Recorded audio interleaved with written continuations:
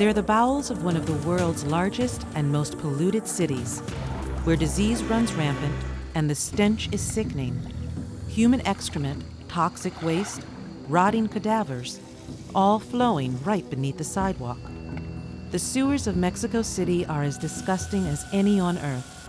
But this man, Carlos Barrios, has just given up a comfortable desk job for the opportunity to swim in them. It's 3 o'clock in the afternoon, and Carlos is pulling a dead dog out of the sewer. He's making sure that the wastewater of Mexico City stays where it belongs. We pull up all the things you can imagine. You can see chairs, cars, all kind of waste. Anything you like is in the drains. Located in a massive basin, Mexico City is a crowded industrial colossus. Its sewer lines stretch for thousands of miles, some following channels dug by the Aztecs. The sewers are severely overtaxed. Not only must they accommodate runoff from the mountains, but also the waste from the toilets and sinks of 19 million people. The slightest blockage can send sewage flowing into the streets and subways, or worse, into the homes of thousands. At age 45, Carlos decided to leave his job as an accountant to join the team that keeps these sewers flowing. I have worked for the city about 24 years. When I get bored of the office job, the opportunity came for me to dive, and I took it. It was a great change for me. I changed my life completely.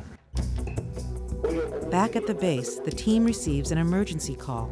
The Aculco pumping plant has a mysterious blockage, and it needs to be cleared immediately. Once again, the dirty job falls to Carlos. Be calm and careful. If anything happens, don't despair. I will be the one to make decisions. We will be very safe. It is Carlos's life, so we will be careful. Carlos has no idea what to expect. Julio's team alone has hauled out more than a dozen corpses, most of them murder victims. Alone in this dark, claustrophobic environment, Carlos must remain calm and focused. Confusion can mean death. Carlos tries not to think about the soup of bacteria he's swimming in, including tetanus, typhoid, and cholera. His suit protects him, but it isn't armor. A sharp puncture could wreak havoc. If the suit is cut and you cut our skin also, you have to get to the hospital because of the environment. It's very contaminated. After a half-hour search, Carlos locates the obstruction. There's a metallic object. I'm going to touch it to see what it is. Roger. The obstruction turns out to be a rusty wheel from an old sewage pump.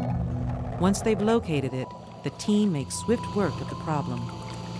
It's been a successful mission for Carlos, but before he can undress, he must be washed and scrubbed down with a disinfectant.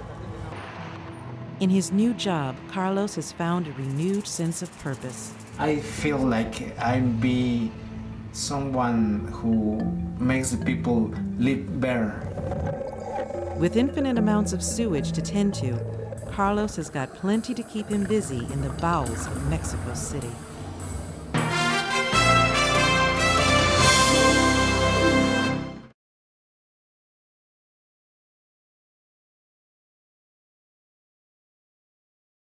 This presentation is a copyright of National Geographic 2006.